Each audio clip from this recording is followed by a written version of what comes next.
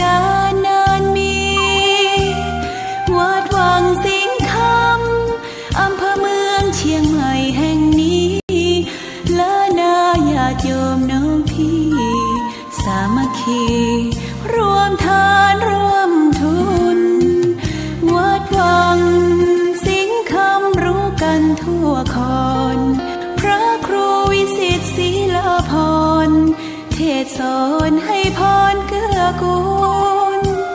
เจริญพรญาติโยมคุณร่วมบุญร่วมแรงศรัทธาพระเจ้าทันใจคู่วัดวังสิงห์คำบารมีเลิศล้ำญาติโยมเลื่อมใสบูชาครูบาเจ้าศรีวิชัยให้พรมวลมิตรสิทธาพระประจำวันเกิดเสริมดวงชะตาให้อาหารปลาหน้าวัดสุขใจเชิญร่วมบุญสงน้ำพระธาตุน้อมใจอภิวาทขอบุญสุขใจสุขกายไหว้พระขอพรองค์พระเจ้าทันใจหลวงพ่อประเสริฐเจริญพรอวยชัยให้ท่านสุขใจทั่วกัน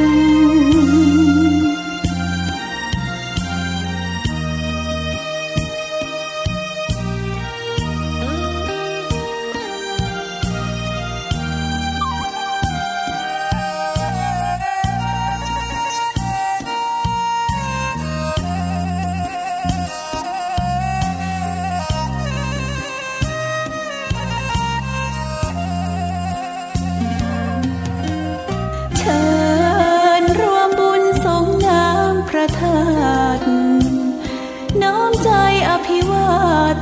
ขอบุญสุขใจสุขกายไหว้พระขอพรองค์พระเจ้าทันใจหลวงพ่อประเสริฐเจริญพรอวยชัยให้ท่านสุขใจทั่วกัน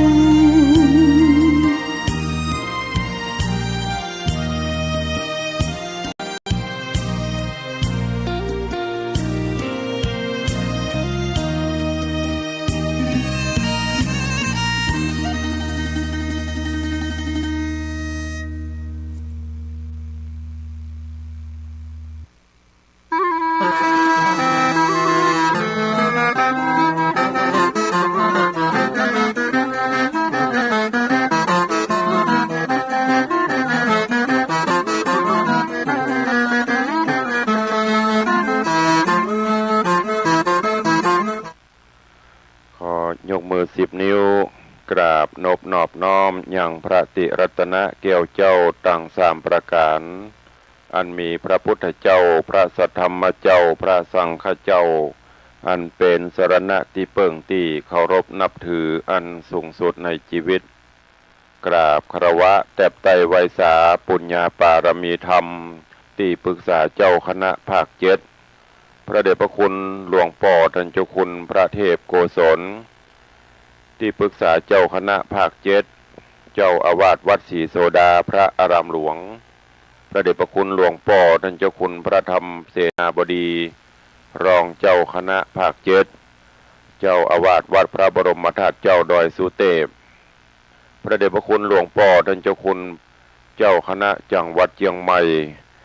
พระเดชพระคุณหลวงพ่อท่านเจ้าคุณพระราชสิงหวรมุนีรองเจ้าคณะจังหวัดเชียงใหม่เจ้าอาวาสวัดพระสิงห์วรมหาวิหารจังหวัดเชียงใหม่ตลอดจนพระมหาเถรานุเถระเจ้าคณะพระสังฆาธิการภิกขุสงฆ์สามเณรจุตนจุองค์โดยความเคารพเจริญสุขเจริญปอนปอกไม่ออกสถานบุญสันนิบาตตานเข้าจุหนุ่มเท่าใจยิงวันนี้ก็ขอน้อมต้อนรับทุกท่านเข้าสู่รายการมรดกธรรมกำเมืองทางสถานีวิทยุกระจายเสียงพระพุทธศาสนาแห่งชาติและสังคมคลื่นเพื่อการศึกษาพระพุทธศาสนาและวัฒนธรรม ออกอากาศที่สถานีวิทยุวัดฝ่ายหินตำบลสุเทพอำเภอเมืองจังหวัดเชียงใหม่ในระบบคลื่นความถี่ FM 104.50 เมกะเฮิรตซ์สถานีวิทยุวัดหนองกายตำบลสันปะยางอำเภอแม่แตงจังหวัดเชียงใหม่ออกอากาศในระบบคลื่นความถี่ FM 99.75 เมกะเฮิรตซ์สถานีวิทยุ CM77 วิทยุอินเทอร์เน็ตล้านนาออกอากาศในระบบคลื่นความถี่ FM 97.5 เมกะเฮิรตซ์สถานีวิทยุพระพุทธศาสนาจังหวัดเชียงรายออกอากาศในระบบคลื่นความถี่ FM 99.50 เมกะเฮิรตซ์พร้อมนี้ก็มีวิทยุชุมชนเสียงตามสายห่อกระจายข่าวตลอดจนพี่น้องญาติโยมสาธุชนที่รับฟังสัญญาณอยู่ต่างอินเทอร์เน็ตรายการนี้ดำเนินโดยอาตมาภาพพระครูวิสิตศรีลาภรณ์เจ้าคณะตำบลป่าแดดเจ้าอาวาสวัดวังสิงคำตำบลป่าแดดอำเภอเมืองจังหวัดเชียงใหม่เป็นผู้ดำเนินรายการก็ได้น้อมนำสารธรรมคำสอนแบบพื้นบ้านล้านนาในรายการมรดกธรรมกับเมืองมาพบมาปะญาติโยมสาธุชนเป็นประจำกู้วันก็เจริญปอนญาติโยมทั้งหลายตั้งอกตั้งใจสดับรับฟังต่อไปณโอกาสบัดนี้นะโมตัสสะภะคะวันโตอะระหะโตสัมมาสัมพุทธัสสะทุกขังอริยสัจจังจาติปิทุกขามรณัมปิภูคันติสาทะโวดูราสะโพลิสะตั้งหลายตั้งยิ่งใจมวลหมู่อันตั้งนาอยู่ดาฟังพุทธวจนังจงตั้งใจฟังคำสอนเฮือแจ้งเพื่อเฮือเป็นที่สอนใจจงตั้งโสตาในญาวิธีสอดส่องอย่าได้น้าวนองการงานเหมือนดังหาอาหารมาใส่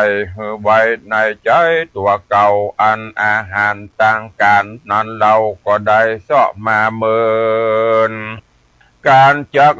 จำเลินศีลพระเจ้าเวก็มีเวลาแต่เล่าว่าอย่าได้เปล่าเสียสูญการกระทำบุญมันมีเวลาน้อยใจจ้องหอยไปต่างบาปลวงลายกำหนดหมายแจ้งทีอันโลกนี้บ่เป็นสัจจังตามดังพระพุทธังกล่าวไว้ว่าโลกลุ่มไตมีทุกข์นักหนาเป็นทุกข์โดยจะลาเท่าแก่เป็นทุกข์เมื่อพญาติแผ่เบียนตนทุกข์เวียนวนตายตายเกิดบ่เป็นที่ประเสริฐสักประการเจ้ามีแต่พระนิพพานส่องแจ้งตามดังพระแสงเตสนาดังจากกิตนาไปนานี้แหละนาปาหูตุขายังกาโยอันว่าความทุกข์ตั้งหลายในโลกแสนทุกข์โศกเวทนาก็เพื่อกิเลสตัณหาตัวอวิชชาปาเกิดเป็นที่กำเนิดแก่ทุกข์ตั้งหลายมีมากมายหลายหมู่ตัณหามีอยู่3 ประการคือว่ากามตัณหาความปรารถนาใครได้หุ่มเอาใจไฟดีงามตัณหาตัวนี้ติดตามบ่หยุดหย่อนบ่หูจักผ่อนวันยามติดโดยรูปนามและปัญจขันธ์ตั้งหาลวดเป็นค่าแห่งตัณหาโถมแน่นหนาโดยกิเลสบ่มีเขตบางเบาเกิดความมัวเมาแสนซ้ำร้อนรายพร่ำนา ตัณหาปะหือกายลำบากตุกเลี้ยงคอและปากตุกยากเลี้ยงลูกเต่าและเมียโดนตุกเวบนเมื่อกันยากันว่าทรัพย์สิ่งของมีมากก็หากมาเป็นตุกได้อยู่รักษาตุกด้วยการงานนาบ่มีวางจ้องก็เพราะตัณหาหนองปาไปอันว่าตุกไปในและไปนอกฮ้อนหายปอกกาญาตุกเมื่อยามจะลาแก่เท่าลูกหน้าอ่างเต้าอิดอ่อนโรยแรงตุกโดยพญาอาจเฟื่อแฝงเมื่อยข้าไอพญาตบ่ไรมีหลวงลายมารานามปีทุกขังวิญญาณดังทุกเมื่อปัดพระวิญญาณได้ปัดพรากลูกหลานมากตังเข้าของแม่นจักเอาเงินมากองแลกไทยมันก็บ่ได้จักคืนมาก็ย้อนรูปกายญาอยู่บ่ได้ตกต่ำไตอนิจจังและนาภาวะตัณหาตัวทวนสองนี่นาแถมเล่าตุกไม่เอาตุกไม่เอาไปไหนโดยมีใจอะไรติดของในการในภาวะห้องเขตสงสารบ่พันเอานิพพานหวังรอดดับทุกจอดกังวลยังใครตายมาเกิดในเมืองคนลุ่มไตอันเต็มไปโดยความทุกข์ยากไร้บ่เป็นแก่นสารล้างพ้องกะตามบนฮื้อตานยังบนบานหวังรอดจันฟ้ายอดไปบนผาถาดนาเป็นเทวบุตรเทวดาตนวิเศษดาบก็ยังบ่เสียงเขตแห่งตันหาถึงเสียงกำหนดมาเติงไว้กับเวทใดเกิดมากาเป้ได้มาเป็นคนก็เป็นตุกเมาบนกลับกายตากับตายกับเกิดลางคาบก็ได้เกิดเป็นสัตตลิชันมีตุกหาประมาณบ่ได้อยู่ในโลกไตเวโวนฮือพับเอาฮือพันเอาเมืองบนจันฟ้าดาบตุกตอดเกิดเนลาบานเตนาวิภาวะตัณหาทวนสามแถมเราเป็นตัณหาเอามกไม่เป็นที่กะที่ใครเป็นตัวของตัวเก่าบ่ฮือกลับกายใจมุ่งหมายมันเที่ยงมันจะบิมันจ้างบิดเบียงเบียวเบียงตามโลกธรรมตั้งแปดอารมณ์แปดเป็นอิทธาและอนิธารมณ์ตกทางโถมเมื่ออารมณ์อันบอดดีได้มาถูกต้องใจจองก้องยินดีแต่โลกีโลกเฮานี้เข้าใจว่าความทุกข์มีเต้านี้ก็เพื่ออวิชชาโปกงามสุดาธรรมมังปัญญาบ่หันตวงธรรมอันผาเสดลางเตื้อตุกน้อยล้างเตื้อตุกน้อยเกิดก็ว่าตุกเน่นหนาซ้ำมาเป็นจมเป็นว่าตายเสียดีกว่าที่แต่โลกนาก็หักยังมีเข้าใจว่าตายเป็นผีดับวอดมวยเมียนจอดบอกกลับเกิดไปโลนแม้เข้าใจว่าโลกสาบสูญเสียเปล่าวิภาวะตัณหานี้เล่าบ่ผิดแบบเบาอุเฉทาทิฏฐิโกตัณหาปัดโลหือเกิดเป็นทุกเดือดตั้งมวลและนาเมื่อใดตัวตัณหาและอวิชชาบอกกลากาดบอกพ้นจากบ่วงบาทแห่งโอคะวัตตะสงสาร บ่หันทางนิพพานโดยง่ายย่อมเวียนเกิดเวียนตายสัพพุริสะต่างหลายเฮ้ยจะได้ละเลยประมาทจงปากันหาโอกาสปั้มเป็นบุญอันจักเป็นกูลไปนาฮือตั้งอยู่ในศีลห้าศีลแปดประการบริจาคทานไปอยากขาดก็จากได้พ้นจากบ่วงบาทแห่งพระญามารอันว่าทุกในสงสารหาประมาณอันดับบอดใดทุกเลี้ยงคอเลี้ยงใส่จุวันยามทุกโดยตามสร้างก่อมาเลี้ยงหล่อรูปกายมาเตรียมตันขันตั้งหาบ่หูเป่งนากากาย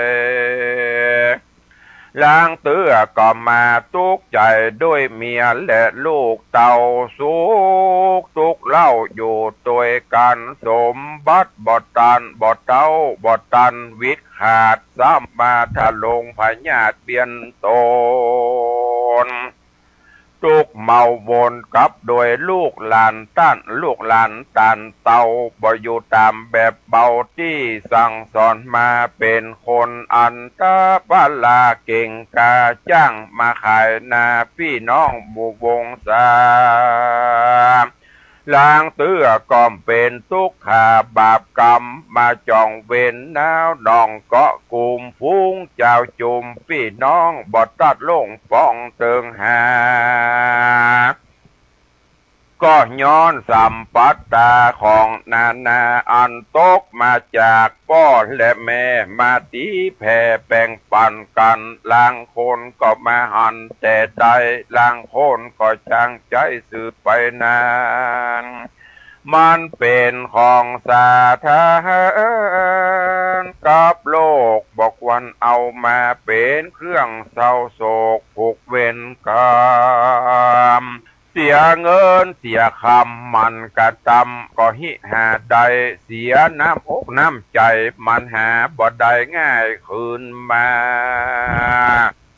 เป็นตุกขเวทนาปุณดีโศกาโศกเศร้าเลี้ยงลูกเต่าแล้วบ่มีบ่เป็นกุลใจทารุณกระยาบบ่อยู่ตามสุภาพแห่งความดีมาเป็นกาลีว่ายากสอนยากบอกถึงพ่อแม่ถ้าลงลำบากได้หล่อเลี้ยงหากมานานตั้งแต่ป่าต้องมันถนอมกล่อมเกียงได้หล่อเลี้ยงปั้นกินอาบได้หล่อเลี้ยงปันกินนมพ่อแม่ได้เจยโจมเมื่อมีลูกน้อยใจจ่องหอยก็บานทุกเต้าร้อยเต้าปันแม่อดสาอยากกลั้นอันนี้ก็นับว่าเป็นวิบากกรรมเป็นตามกฎเกณฑ์ในโลกก็คือทุกโศกในสงสารทุกเมื่อประมาณทุกเมื่อการมาเกิดทุกอันแสนล้ำเลิศเมื่อเลี้ยงลูกน้อยบ่หูกรรมโพนปอจากดาถาลงโตนปอดใดเมื่อยามลูกเจ็บไข้เจ็บป่วยไข้พญาติเบียนคุยบ่ได้รับนอนดีเป็นห่วงอะไรกลัวมัดเมนไตและให้ตอมแม่ก็ทัดนอมบ่ขาดบ่ได้เว้นจากเสียสักวันยามและน้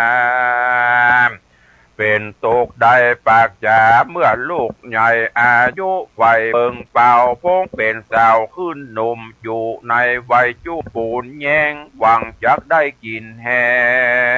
งเมื่อใหญ่ป้อยบ่สมดังกำไฟพาทัดนาก็ซ้ำมาเป็นผียักษ์มันมาค่ำเข้าของเงินคำคานพ่อแม่กินแล้วแอวเว่บ่เอาการเหี้ยมาสวกกระหันจักฟันคาอันนี้ก็เป็นเหตุหือเปิ่นนายินละอาย มีลูกใจบ่ได้เปิ้งบ่ได้ปิงมีลูกยิงก็มาเรือสอนเรือสั่งซ้ำเป็นตุกทางมาล้อมมีตุกมาตอมเมื่อเท่าหวังเปิ้งลูกเต่าเด็กขาก็ซ้ำมาได้กินเข้ากับน้ำตาเป็นตุกแน่นหนามาเต็งหนีบก็คาบเกณฑ์กีบจุวันยามมาไล่ติดตามตัวไตมาไล่หือเท่ามาไล่เขาหือตายเป็นตุกด้วยก้าขายบางเตื้อกำให้บดีพูดขาดลางเตื้อก็ถูกลู่ญาติโจรให้อาจยิงเอาถูกยองเบากลางคืนค่อนแจงเพื่อนมาแกล้งฮือเสียเข้าของโพลีปองลวงไล่เอาของไปขายแล้วบ่ปิกปอกแต่บ่ปิกปอกแตนตื่นล้างเตื้อมายืมของไปใจ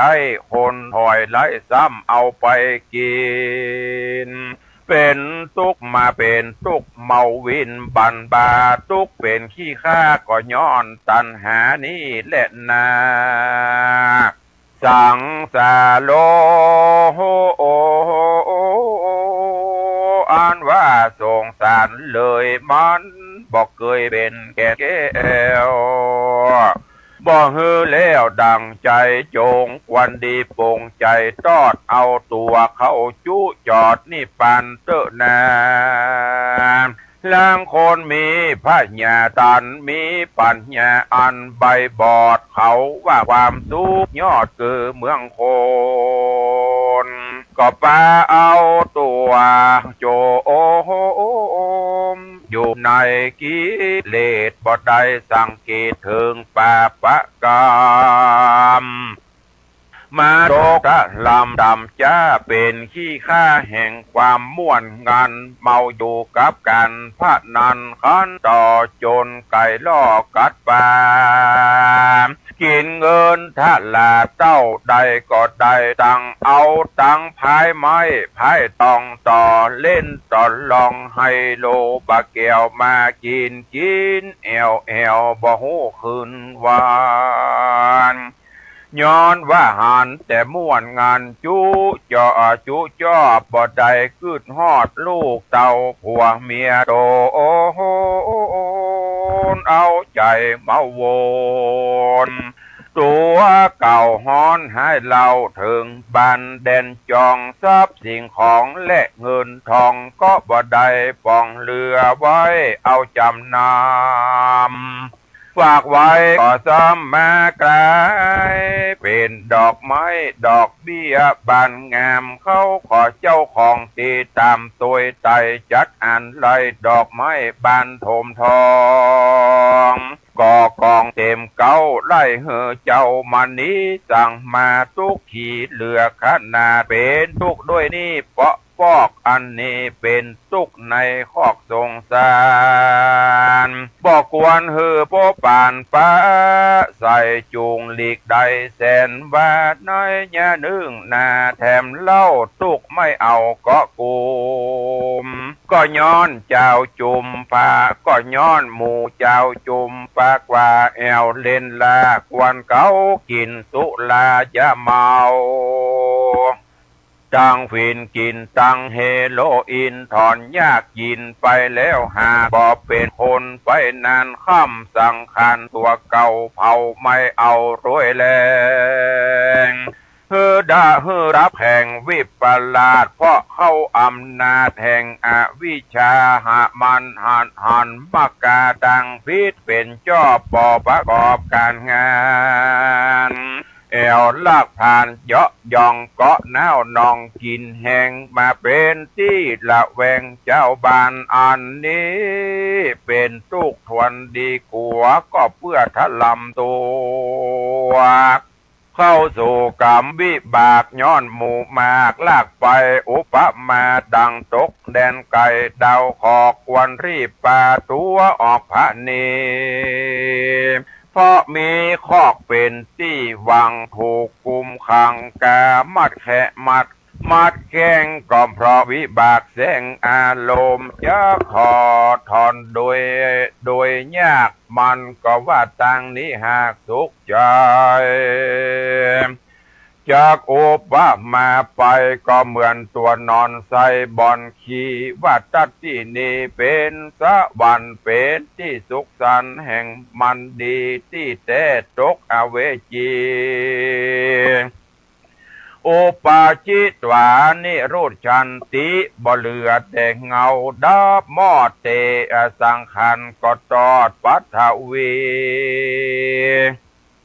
เดสังโวปัสสมโมสุโขความสุขเที่ยงแต่ดีลีคือพระนิพพานดีเวียงแก้วดับเที่ยงแล้วบ่เศษสะลอสังขารนี้นะนอแก่นไทยบ่ฮือได้บ่ฮือแล้วดังกำพาทนา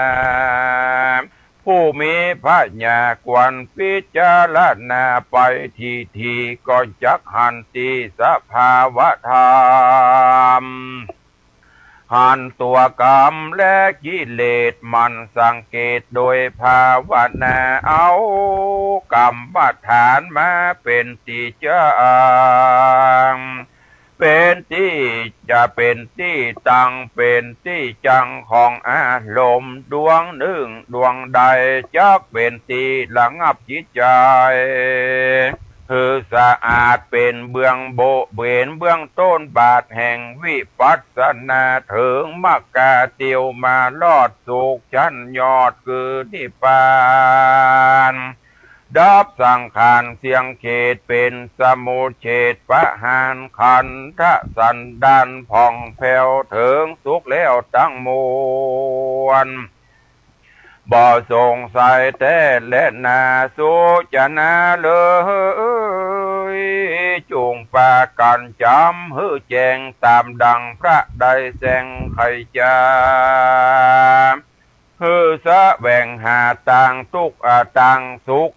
ใจเพราะมัจจุราชบ่เว้นใบแก่คนใดบอกว่าลูกเต่าลานไผ่มันจักเอาไปเลี้ยนเกียงเมื่อกำหมดเสียงแห่งไผ่มานอย่าเป็นคนตันปัญญาบอดเหือใดคือจอดถึงตัวตนว่าเกิดเป็นคนมันแสนยากคนใบไร้พญาหักมีลายคนมีปัญญาภายหูรอดมีศีลธรรมจอดนั่นบางเบาคนเฮาสมัยนี้จังหลบลี้มัวเมากับด้วยเผากับด้วยเผากามตัณหาตกเป็นข้าหูตากามกันของกับของมาใหม่ซื้อมาย่องมาใส่เลือลายตกแต่งกายคาบเน่ามีตังของเก่าและใหม่ปันกันมีตังของเก่าและใหม่ปนกันฮิหาเงินคำบ่ดันก็รีพันหาตังออกกันบ่ได้ตังจุหลอกก็เอาตังลวงของปะตังปวงในโลกไตมีบอดไล่นักหนามีหน้าตาผิดแผกซื้อขายใจแลกตามใจพระรุ่งขัวใบลายหากล้อมมีพร่ำพร้อมลายสีกาละสมัยนินนากันว่าไปตามมีใจตามมีกวนเฮาป้ากันหนีจากศาสนาพระเจ้าบอดไตเข้าสู่อารามบอดที่ตามคนโบราณก่อนเก่าอันพ่อแม่เกศเท่าสืบสายมาล้างคนไปวัดบาบอดย่างบอกหูว่าจักไปนั่งสันใดก็ย้อนเครื่องนุ่งสมัยปาหืดนั่งบอดใดลวดขาบไว้บ่เป็นเพราะขาเอ็นขาเอวเอ็นมันเคร่งจีบกาบเกณฑ์เพื่อเครื่องยองขัวใบว่าตามสมัยหือแจงบ่ใจแสงไขจา มันมีมาอย่างนี้จงได้ยิ่งได้จี้ฮื้อฟังจงแปกันระวังกิเลสปันแห่มันทอมทาอาพรทุกทางทอนบ่เหือดจังปาฮือฮ้อนเดือดตัวโตนเกิดมาเป็นคนลังจาดเพราะ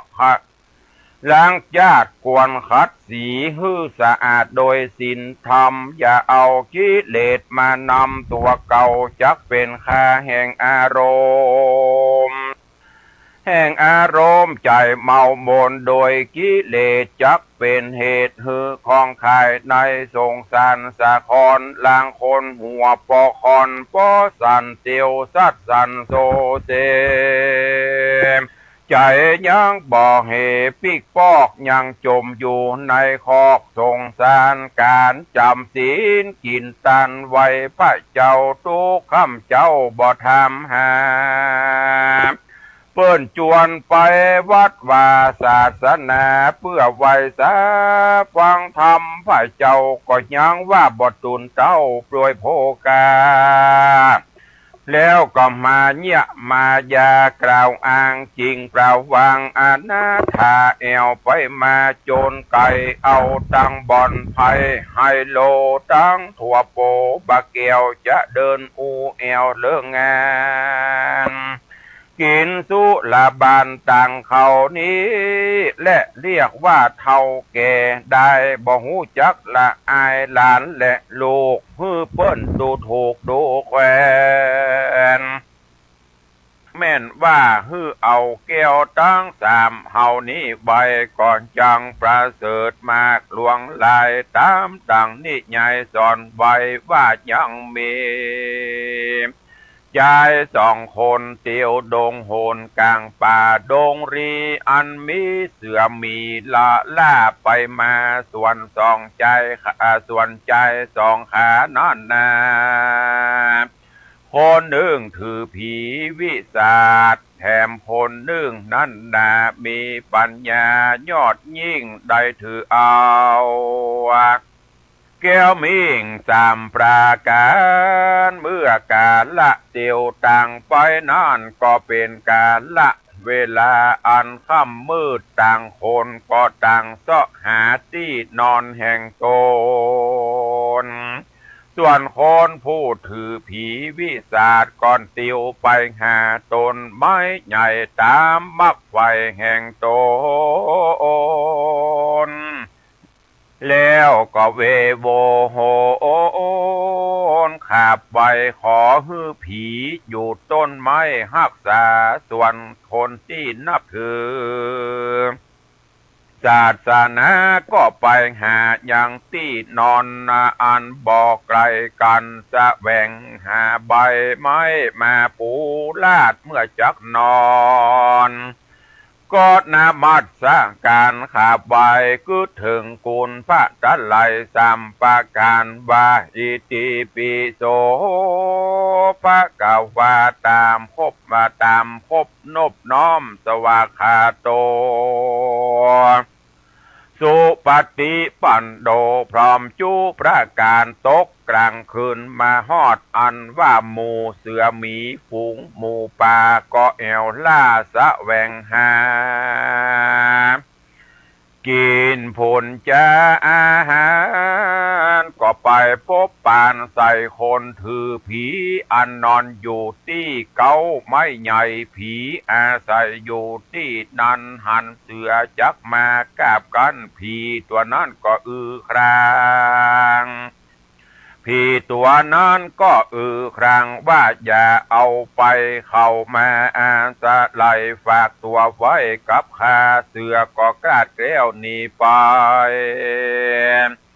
จำมาพบใส่คนถือรัตนาตะไลสามสิ่งเสือก็เกิดว่าจักกินเป็นอาหารล้อมยิ่งเสือก็เข้าไปใกล้ก็บังเกิดความสงสารลวดยั่งอยู่หันใจห้อนบะวูตั้งตัวมีใจกลัวลำยิ่งก็กลับหลังวิ่งเวโบนไป ไปหาคนที่ถือผีแถมเล่าผีก็ว่าดังเก่าเหมือนลางเสือก็เป๊ปังนี่บอกไกลจริงปิกไว้ไปสู่หายังคนที่ถือรัตนตรัยแถมเล่าเสือเท่าก็มีความสงสารโจรปอเดิกมานานก็อย่าจริง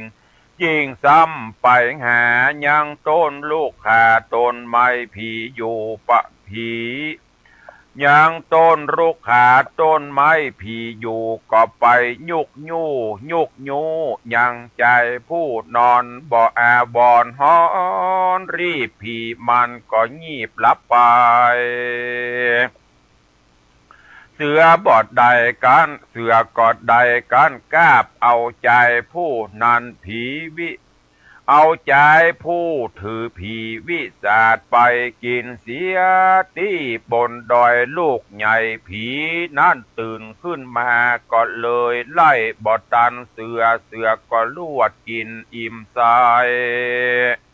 ก็เพราะใจนั่นบ่นับถือเกี่ยวตังสามไว้ก็ลวดตายไปส่วนใจผู้ถือรัตนตรัยนานก็หลับอยู่ขนคะคูสบายตนก็เพราะกุศลเกี่ยวเจ้าตังสามสิ่งชีวิตจริงสบายเหตุนั้นเฮาตั้งหลายอย่าได้ประมาทเธอปากันเชื่อพุทธโอวาทอย่าถือผีวิสาจจักเสียตีแห่งเฮาบางเป่าตามดังนิยายเราสอนมาจุงปากันจุงปากันนับถือเกี้ยวทั้งสามที่นี้อันเป็นดีนักหนาคือได้เชื่อมันในศาสนามีศรัทธามันแก่นมีปัญญาแล่นในธรรมเชื่อกรรมแล้วเป็นใหญ่บอกมากไว้ในผีปฏิบัติตามวิธีกรรมสอนแห่งผู้ทอนพระพุทธเจ้าโอวาทนั้นเรามีสามประการกล่าวแต่บทประธานตัวใหญ่อันได้แก่สัพพะปาปัสสะอาการนัง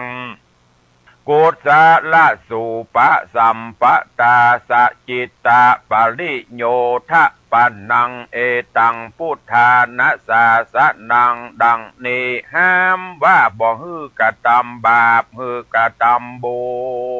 ญฮือรักษาจิตโตโอนฮือสะอาดสามอันนี้เป็นโอวาทคำสอนพระพุทธเจ้าบทเก่าว่าบ่ฮือกระทำบาปคือบ่ฮือกระทำความชั่วต่างหลายอันเป็นการกระทำให้แก่ตัวเก่าจักเป็นทุกข์เล่านามันหากเกิดโดยกายว่าจะจันหยาบผู้กระทำบาปก็นับว่าหาของนักตามกถาบทบาทสองว่าฮือกระทำบุญกุศลเต้านั้นตัวกุศลได้แก่ปัญญาดีหูวิธีบุญและบาปมีใจฉลาดตังดีบุญด้านได้แก่ใจขาวใส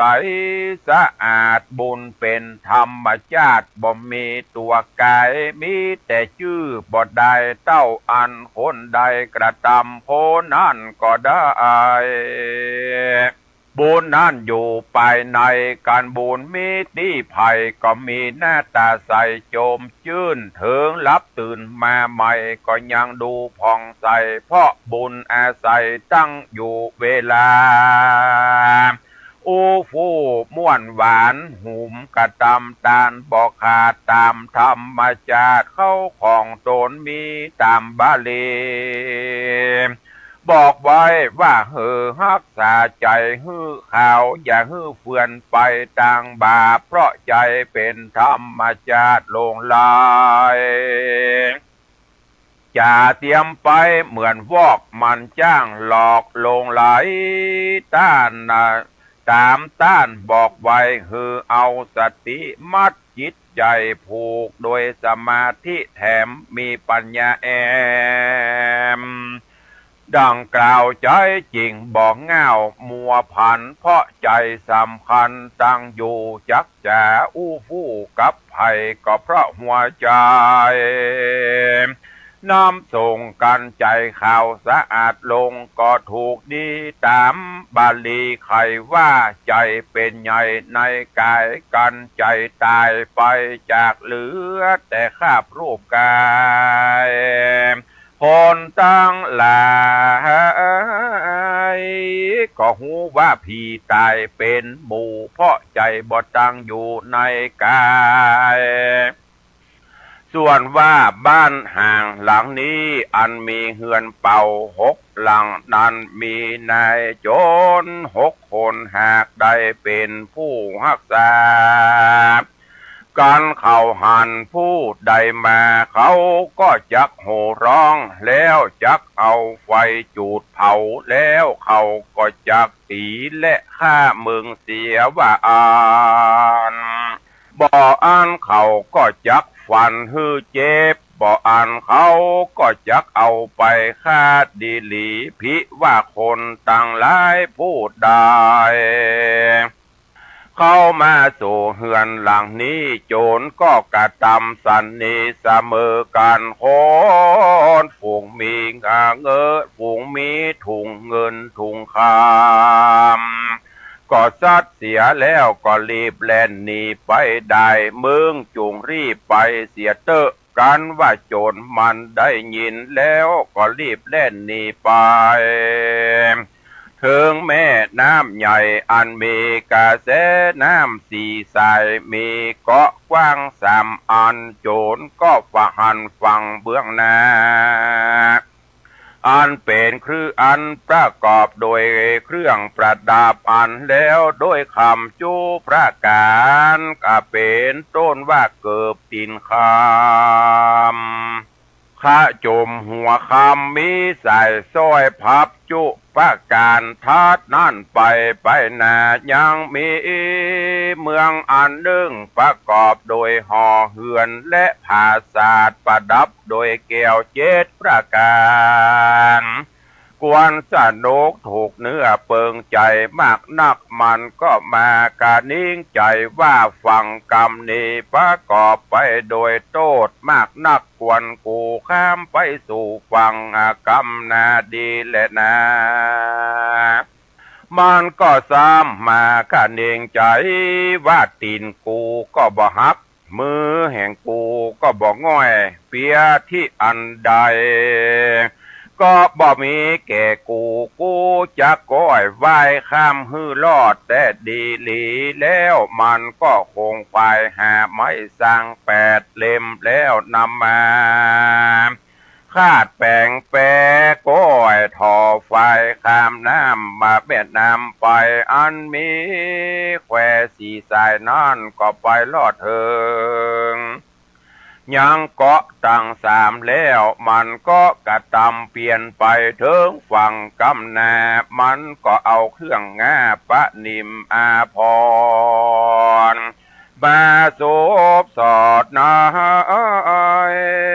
ตนแล้วก็ได้เข้าไปสู่เมืองอันสุขเกษมใจบ่มีภัยยะกังวลโอนตะลายก็อยู่สุขสำราญบานใจในนครใจเมืองที่นั่นก็มีหันแลนะศรัทธาอาหาลิตว่าพระพุทธเจ้าเป็นตนเป็นเก้าการเทศนาธรรมนี่แล้วพระตนเกี่ยวยังอัตตะในหือแจงพระจริงแสงเทศนาไขอุปมาเตรียมแตกว่าเตรียมมาแผกอุปมาพระจริงใครจากะถาว่าภิกขเวดูราภิกขุต่างหลายตนเปตน ถ้าลงศีลใสสะอาดส่วนนาว่าเต้าราชพญาตนเลี้ยงอัตตาสัตตาไว้ดูอันว่างูก็คือหากมาได้ คือว่าหมู่งูก็คือปิดตังสี่ตัวคือหากมาได้กุศลผลบุญและอกุศลได้กุศลบาปและอกุศลบาปอันฝูงหัวสัตว์ญาติต่างหลายจังยิ่งใจมวลมากฝูงอันใดหอมยับมานี้แลส่วนว่างูปิดตังสี่ตัวนั่นคือหากมาใดจตุธาตุตังสี่คือปัตทวีธาตุได้แก่งูปิดตัวชื่อว่ากัตถมุขาอาโปธาตุคือว่าหากได้งูปิดตัวชื่อว่าปูติมุขะเตโจธาตุคือหากได้งูปิดชื่อว่าอาคิมุขะวามุขะว่าอ่านวาโยธาตุคือหากได้งูปิดตัวชื่อว่าอัตติมุขะนั่นแลส่วนอันว่าคนผู้เป็นโจรนั้นคือหากมาได้อัตตาภาวะเนื้อตัวตนแห่งสัตว์และคนยิ่งใจของเฮานี่แหละนะพวกหมู่คาคนตั้งหลายนั่นคือหากมาได้ขันธะตังหาคือรูปประขันเวทนาขันสัญญาขันสังขารละขันวิญญาณขันนั่นแหละส่วนจ้างฆ่าตัดหัวคนและเป็นคนหักเนื้อเชื่อใจแห่งโจรนั้นก็คือหากมาได้นันทิราคะตัณหาอันมีปกติยินดีในปัญจกามกุลตังหาเหตุดังรือและว่าอันนั้นจะเพราะว่าตัณหานี้เป็นดังจ้างตัดหัวคนเพื่ออันแลอันว่านายโจร6 คนนั่นคือเพียบมาได้ดังอายตนะตัง6คือจักขุยตนะก็คือว่าดวงตาโสตายตนะก็คือหูคานยตนะก็คือจมูกหรือหูดังคิ้วหายตนะคือลิ้นกายายตนะคือตัวตนมโนยตนะก็คือจิตใจส่วนอ่านว่าไม้นิโครธนั่นก็คือหากมาคือต้นไม้อันมีห่มกว้างใบหนาเป็นที่สุขา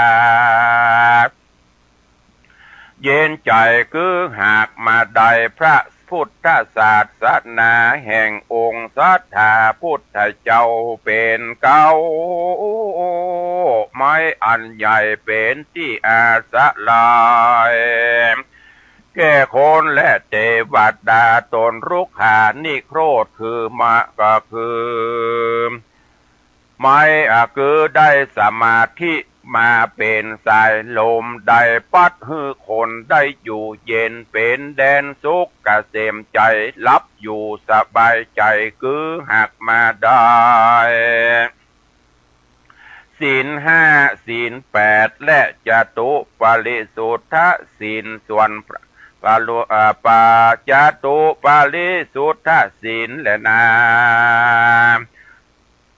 ส่วนพระมานามปัลโลหิตาโจรโหดลองแล่นเข้ามานั่นคือหากมาได้คือว่าได้ผู้หญิงและป่อใจอันเล็งดูอันเล็งและดูกันสนุกม่วนงานย่อย้ายกันไปมาโดยปุริสมายาและอิทธิมายานั้นแต่อันว่าโจโหนผู้ถือเอาอย่างไม่ได้ไฟมาเจาะเผานานคือหากมาได้ลาคักขิเกิดมาเป็นไฟคือ เกิดเป็นไฟราคะตัณหาและอันมีกติยินดีซึ่งกันไปมาฮับไม่เอาอัตตาตนแห่งสัตว์และหนตั้งหลายโดยกำลังนันทิราคะส่วนหานันเราส่วนว่านายโจรขาฮือตายนั่นคือหากมาได้คนยิงใจอันใดเสพกาเมสุมิจฉาจารกับด้วยผัวและเมียแห่งต้านกันตายไปก็ตกนรกนั่นแหละอันว่านายโจรฝันฮือเจ็บบาดบ่ตันนาบ่ได้ตันค่าฮือตายนั่นคือหากมาใดพิคุตนใดล่วงสิกขาบทได้เถิงอาบัตสังฆาทิเศษเป็นดังคฤหัสถ์เต้าบ่ได้สู่มักกันเต้าได้กอดกลุ่มกันนั่นแลอ่านว่าโจรอันเข้ากลุ่มผูกมัดเอาไปฆ่าฮือตายนั่นคือว่าได้แก่แม่หญิงพ่อใจอันเคยได้อยู่ห่วมกันแล้วได้เป็นข้าแก่นันทิราคะตัณหามีอันตาอันกติยินดีซึ่งกันใจกันไปมาโดยป่าปะธรรมหือเป็นนั่นแลส่วนว่าพรามนาปโลหิตได้กล่าวว่าโจรไล่ฆ่าถอดธงคำเสียนานคือได้แก่ภิกขุตนประกอบโดยกามตัณหาบ่บันเตาเอาเสียใดแล้วสิกออกมานั่นแหละส่วนว่าฮือละธงเงินเสียนั้นคือว่าได้สามเณรละสิกขาออกจากศาสนานั่นแลก็คือละธงเบี้ยเสียนั่นคือได้คฤหัสถ์ผู้มีศีล5ศีล8แล้วปฏิบัติผิดนายศีลนั่นแหละเมื่อป่อใจลุกและเล่นไปถึงฝั่งแม่น้ำนานคือได้แก่ภาวะสงสารนี่แหละเมื่อป่อใจข้านิ่งว่ากูอยู่ในฝั่งกรรมนี้ประกอบไปโดยโทษมากนักกูก็ใคร่พ้นไปสู่ฝั่งกรรมนะคือได้แก่พญาชื่อมนจิตตุกามตากามตะญาณเกิดมักบาพญาอ่อนเลิศนั้นใครพ้นจากวัฏฏะทุกข์เกิดมีหันและนาเมื่อป่อใจที่ว่าตีนกูบ่หักมือกูก็บ่กุดเปียที่อันใดก็บ่เกิดมีแก่กูว่าอ่านที่นั่นตีนนั่นก็คือได้แก่ศีลมือนั่นได้แก่สมาธิเปียที่บอกเข้าบอกเกิดนั่นคือได้แก่วิริยะความเพียรนั่นไม้สร้าง8ลำนั้นได้แก่อัตถังคิกะมัก8เสนมีสัมมาทิฏฐิเป็นตนนั่นแลกระแสน้ำแม่น้ำสี่แง่นั่นได้แก่โอคะตั้งสี่คือกามโอคะพะโวคะทิโถคะอวิโชคะนั่นแลก็3อันนอนาก็คือว่าได้โสตาปฏิมัคคะภะละสกิตาคามัคคะภะละอนาคามีมัคคะภะละนั่นแลฟังกรรมหน้าคือได้อละหันตามรรคผลเครื่องประดับที่คือหากใดอภิญญาตั้ง6นั่นแลเมืองใหญ่อันเป็นที่สุขเกษมใจคือหากใดอมตะมหาเดชละปานเจ้า อันมีสุขเกษมนั้นเล่ามากนักโปนจากญาติจลาเปียที่มรณะบ่หูเท่าบ่หูตายหายห่างจากทุกตั้งมวลอยู่เป็นสุขเย็นนักนั่นแลในเมื่อแล้วธรรมเทศนาแห่งพระพุทธเจ้าอันประกอบไปโดยสัจธรรมตั้งสี่ประการและปริษัทสี่จำพวกก็ได้ถึงธรรมวิเศษมีพระเพศปโสตาปฏิภละตามบุญสมปานแห่งตนก็มีวันนั้นแลอาจิวิสุทตังนิธิตังขีญะอันกล่าวยังหมอกมุงเมืองอันมีมาในอัจิวิสุทธกบังคมสมเลสเดชกับญาติโยมท่านสาธุชนทั้งหลายวันนี้ขอความสุขสดสดีจงบังเกิดมีกับญาติโยมศรัทธาทุกท่านอยู่เย็นเป็นสุขจุ่มเนื้อเย็นใจขอให้มีสุขภาพพลานามัยสมบูรณ์แข็งแรงเหมือนกันจุตนจุองค์จุผู้จุคนยัตตาโลธรรมาวัฏันติอายุวันโนสุขังปะลัง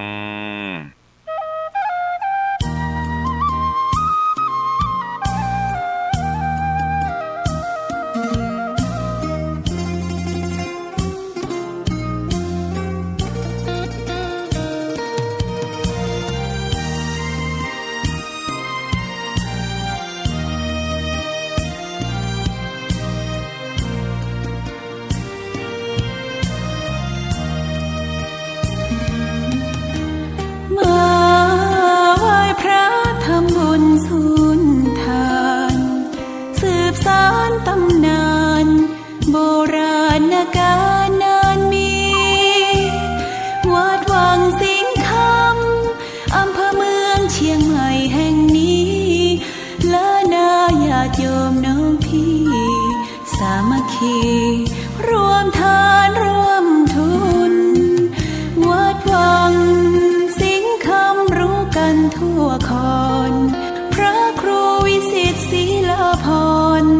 เทศสอนให้พรเกื้อกูลเจริญพรญาติโยมคุณร่วมบุญร่วมแรงศรัทธาพระเจ้าทันใจคู่วัดวังสิงคำบารมีเลิศล้ำญาติโยมเลื่อมใสบูชา